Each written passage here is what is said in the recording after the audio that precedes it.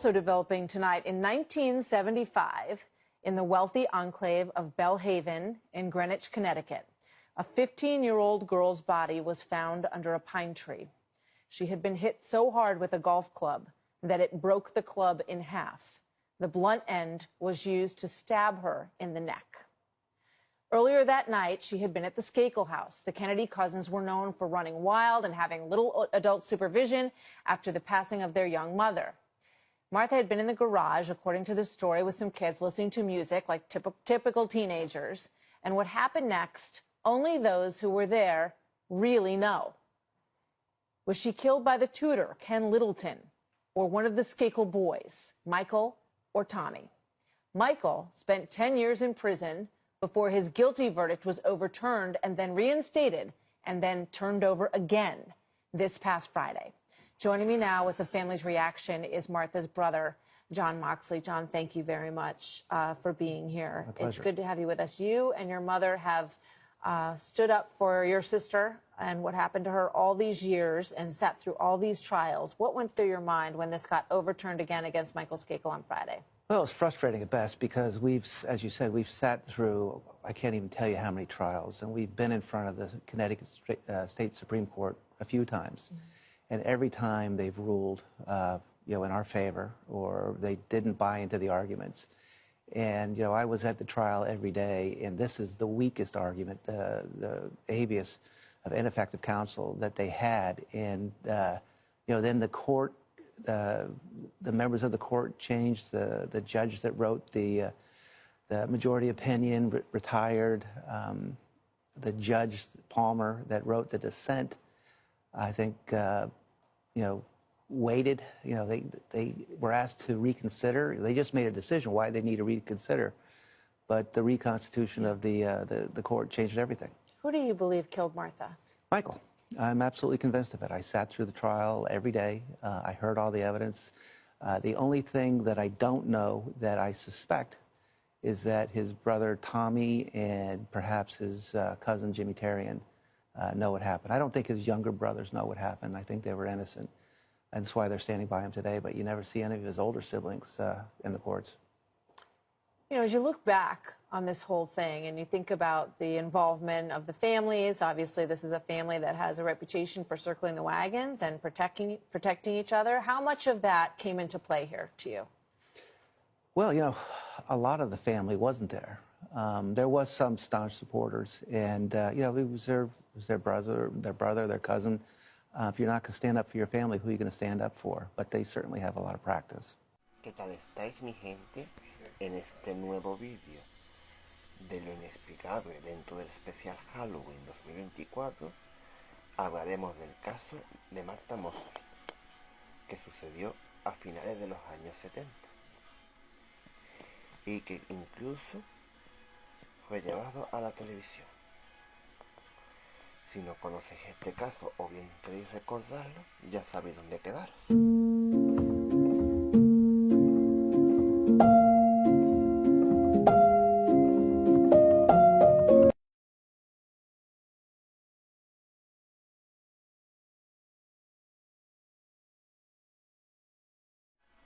Martha Elizabeth Mosley nació en San Francisco, California, Estados Unidos, el 16 de agosto de 1960. Su padre, David Mosley, había hecho fortuna, por así decirlo, en el negocio del carbón, por lo cual la familia podía permitirse una vida con ciertas comodidades. Martha Mosley y su familia se mudaron a Bellhaven, una zona residencial exclusiva en la localidad de Greenwich, en Connecticut, en el verano de 1974, concretamente en el mes de julio. Según sus amigas, profesores y familia, Martha era una chica con muchos amigos y muy buena estudiante, dado que ella se hizo tristemente célebre por el caso que vamos a narrar. Pasemos a él directamente.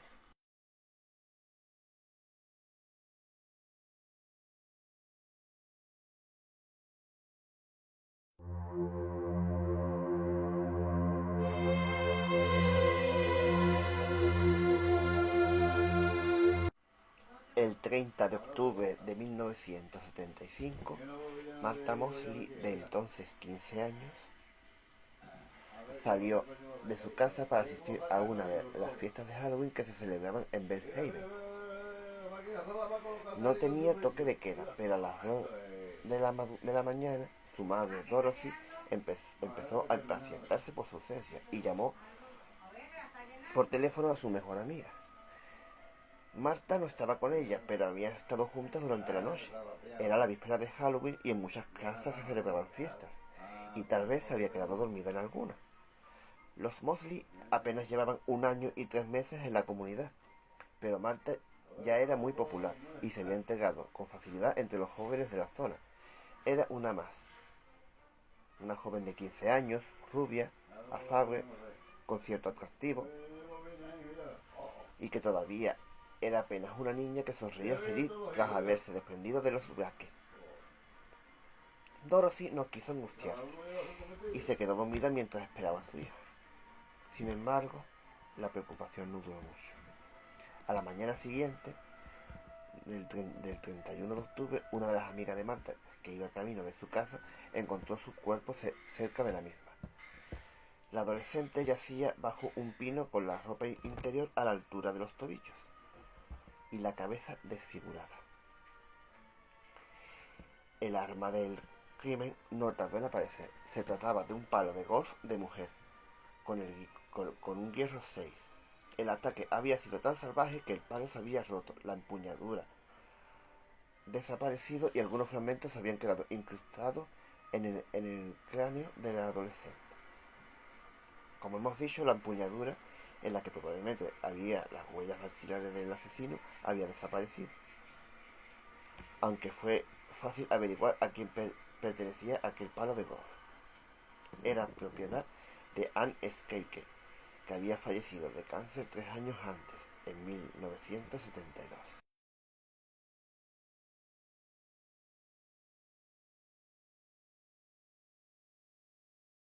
Fue entonces que los ojos de la comunidad se volvieron hacia la casa de los Skaker, la más rica de Belhaven.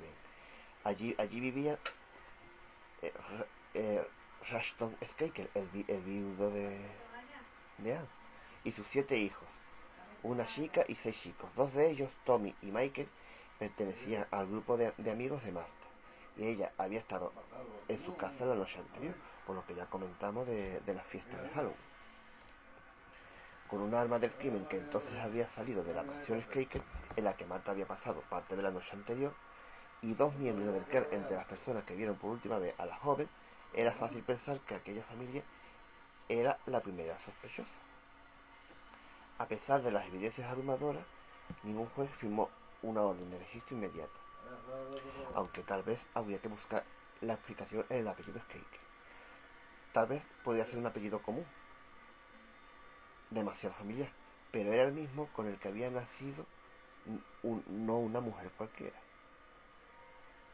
sino la hermana del padre de los Skaker, su tía Ethel Kennedy, que era la viuda del senador Robert Kennedy, y en aquel momento la matriarca del clan más poderoso de los Estados Unidos. Los Mosley podían considerarse una familia privilegiada, que había logrado una posición social que le permitía vivir en aquel barrio con un yate amarrado en cada embarcadero. Pero también entre los privilegiados hay clases, y los Kennedy estaban en la cúspide de la pirámide. Además, los Skaker no eran unos advenedizos que hubiesen alcanzado su posición gracias al matrimonio de ese. Todo lo contrario. Su fortuna era bastante superior a la de los Kennedy, pero además el origen de esta era más honesto. Mientras la gloria del clan irlandés hundía sus raíces en las bebidas alcohólicas y los salones, la de los Mosley provenía, como hemos dicho, del carbón. De hecho, la boda de Bobby y Ethel se celebró en su apabullante jardín familiar de Belhaven, el mismo jardín por el que en algún momento de la noche del 30 de octubre del 75 paseó Martha Mosley.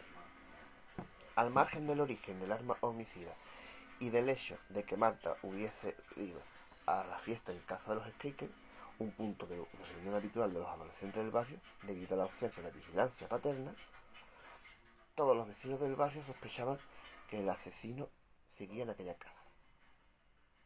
Concretamente, la mira estaba puesta en Thomas y Michael, dos de los hijos de Rushton Skaker, quienes no eran precisamente ejemplares y tenían antecedentes por sucesos violentos.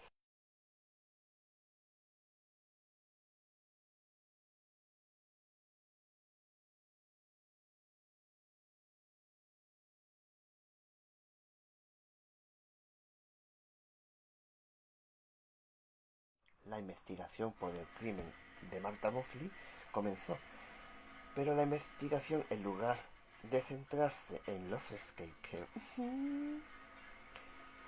se centró en Kenneth Littleton, un joven recién graduado del Williams College que aquel infame día había sido contratado como tutor de los hermanos Skaker por el mismo Rushton, que, incapaz de dominarlo, buscaba una mano fría que realizase algún milagro con su disfuncional familia.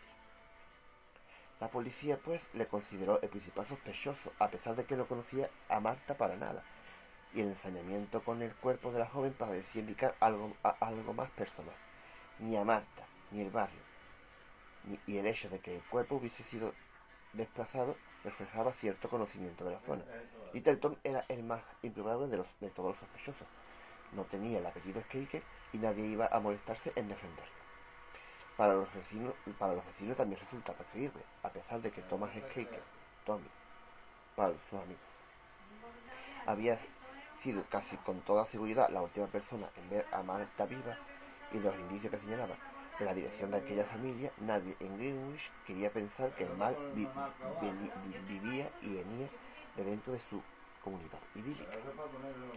Pero los Mosley tenían su propio sospechoso, y no era Tommy ni mucho menos Kenneth Littleton, sino el propio Michael, cuyos ataques de ira y su gusto por las bebidas alcohólicas, a pesar de sus apenas 15 años, eran de sobra conocidos.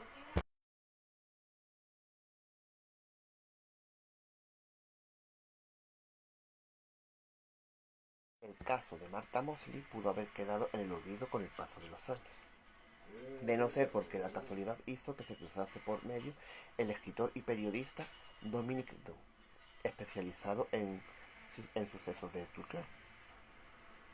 Su hija, la actriz Dominic Dunn, quien interpretaba a la hermana mayor en la película Poltergeist de 1982, había sido igualmente ultimada un 30 de octubre, la misma fecha que Marta, y el culpable, su entonces pareja, también había recibido un castigo demasiado leve, solo 3 años en prisión tras una concatenación de despropósitos judiciales.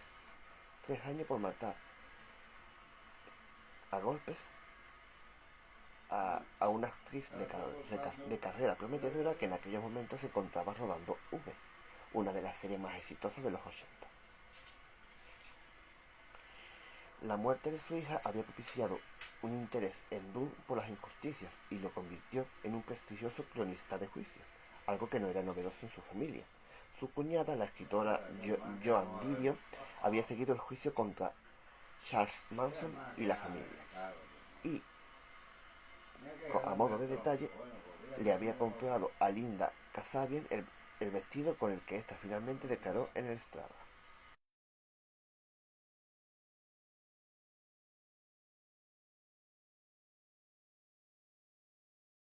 Los medios de comunicación fueron claves para que se supiera la verdad, y esta vez la fantasmal presencia de una familia de poder no podía echar tierra sobre el asunto. Se convocó al gran jurado, y un par de años después, en el 2000, Michael fue acusado formalmente del crimen de Marta. Ningún vecino de Belhaven se sorprendió de aquella acusación. Tal vez si alguno de ellos hubiese hablado en su momento, 23 años antes, la familia de Martha habría podido ver al principal sospechoso en el banquillo 2 décadas antes. Pero los Skaker habían residido en Greenwich durante 3 generaciones. Los Mosley eran literalmente recién llegados, y en Belhaven sabían a quién le debían lealtad. Casi 25 años después de aquella madrugada, la justicia hizo su parte, aunque Michael, de entonces 40 años, sería juzgado como menor, a pesar de su edad, pues el crimen se había cometido en 1975, cuando él tenía 15 años. El juicio se convirtió entonces en un circo mediático, a pesar de que un Kennedy de nuevo se sentaba en el banquillo y empezaba a ser tristemente habitual. Había interés por la información judicial y nadie quería perderse su parte del pastel. Fue así como el 15 de marzo del 2000, Michael Skakel llegó por primera vez al juzgado, entre una nube de curiosos. Durante el juicio, sus compañeros declararon ante el juez haber escuchado a Michael inculparse e incluso reconocer ufano la inmunidad que le otorgaba su apellido. Aunque finalmente, y gracias a disposiciones legales, el juez decidió juzgar a Michael como adulto. La diferencia es importante. Una declaración de culpabilidad siendo juzgado como menor apenas conllevaría unos años de cárcel, mientras que como adulto se podría condenar a cadena perpetua. El juicio supuso un desfile de Kennedys que trataron de robar al enésimo familiar caído en desgracia. Hasta el mismo senador Ted Kennedy, hermano de Robert y de John Fitzgerald Kennedy, le mostró su apoyo. Aunque el halo trágico y glamuroso de la familia no pudo evitar que Michael fuese finalmente condenado a 27 años de cárcel. Aparentemente no había pruebas físicas que lo incriminasen, a pesar de que Martha había aparecido con la ropa interior bajada, no había sido abusada, por lo que nunca se recogió ADN, y la empuñadura del palo de golf, como hemos dicho, se perdió y nunca llegó a aparecer.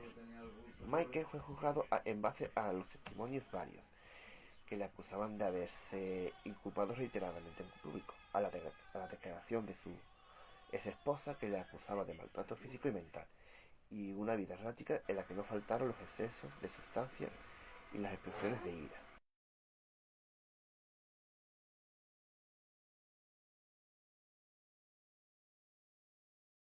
El tesón de Dorothy Mosley y su hijo, que jamás dejaron de luchar porque se hiciera justicia, contribuyó a la resolución del caso de Martha. Si bien David, el marido de Dorothy y padre de sus hijos, no había vivido para saber la verdad. Había fallecido en 1988, carcomido por la pena y sin ver a nadie juzgado por el crimen de su hija. Cuando el jurado emitió su veredicto final, madre e hijo se abrazaron y rompieron en llanto. Estaban tan emocionados como sorprendidos, pues casi 3 décadas después la justicia se había abierto paso en medio de presiones e influencias. Nicely. Where to? Connecticut. Greenwich. Young girl was murdered there 22 years ago. And you're gonna figure out who did it, right? I'm Stephen Weeks. This is Mark Furman. You know, waltz in and all anybody's gonna see is a convicted perjurer who helped set O.J. Simpson free. Every person you meet in Greenwich is going to question why you came. I don't care what your motives are. I only want justice for Martha. The system works differently for the rich. So one of our suspects is the nephew of American royalty. Any fresh insights into what makes us careless rich tick and talk? I'm here to solve a crime. You're that racist cop. Have you come to tell me you're going home? No, I'm just getting started. When you're young, you hurt people, even though it's the last thing that you ever wanted to do. This is Martha's Day. Y bueno, mi gente, hasta aquí ha llegado este vídeo de lo inexplicable dentro del especial Halloween. Me ayudaría muchísimo que me dejarais un comentario y un bonito me gusta, que ayuda mucho para seguir creando este tipo de contenido. Y sin más que añadir, volveremos a vernos dentro del especial Halloween en lo inexplicable.